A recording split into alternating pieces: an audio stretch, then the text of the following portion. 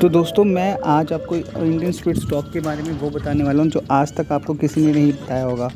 Indian स्पिट्स dog और Pomeranian के बीच में डिफरेंस हम आपको दोस्तों आज ये बताने वाले हैं कि इंडियन स्पिट्स डॉग और पोमेरियन डॉग इन दोनों के बीच में डिफरेंस क्या होता है।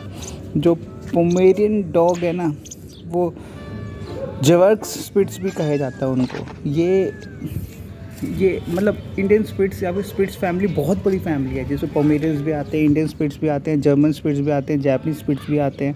इनके साइजेस फिज़िकली अलग अलग होते हैं, ऐसा नहीं है कि ये सेम साइजेस के ही मिलते हैं। इंडियन स्पिट्स के अगर हम कंपैरिजन करें तो इंडियन स्पिट्स स्मॉल होते हैं और थोड़े हैवी होते हैं, थोड़े टॉल होते हैं।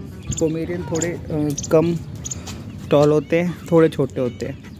और इंडियन स्पिट्स की अगर मैं बात करूं तो ये 8 से 15 किलो के होते हैं और ये पोमेरियन डॉग से थोड़े बड़े होते हैं और इनको प्यार करवाना अच्छा लगता है।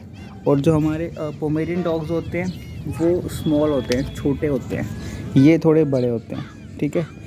और इनका जो कोट होता है, इनका कोट बड़ा थिक होता है और इनका जो शेप होता है ना, इनकी शक्ल होती है फॉक्स की तरह होती है। इनकी नोज़ थोड़ी लंबी होती है। आपने जनरली पोमेरियन डॉग्स हो गए, उनकी नोज़ थोड़ी सी छोटी होती है, इनकी इंडियन स्पिट्स की थोड़ी बड़ी होती है। और इनका जो कोट होता है थोड़ा थिक होता है, ठीक है, जिससे इनको टेडी बेयर जैसा फेस मिलता है। बहुत सुंदर लगते हैं ये लोग। इनके कान ना खड़े हो जाते हैं, इनके कान खड़े होते हैं, फर भी इनका थिक होता है और ये किसी भी एनवायरनमेंट में ढल जाते हैं। इनको बनाया ही इंडियन एनवायरनमेंट के हिसाब से ताकि इंडियन एनवायरनमेंट में ढल जाएं, ठीक है। तो ये इजीली हॉट वेदर और ह्यूमिड वेदर इन सब के लिए ये हमारे अडेप्ट हो जाते हैं इजीली। इनका कोट भी ठीक है, मतलब ये ज़्यादा ना थिक है ना ज़्यादा वैसा है, ठीक है। तो इनको इंटेंस ग्रूमिंग भी रिक्वायर्ड नहीं होती।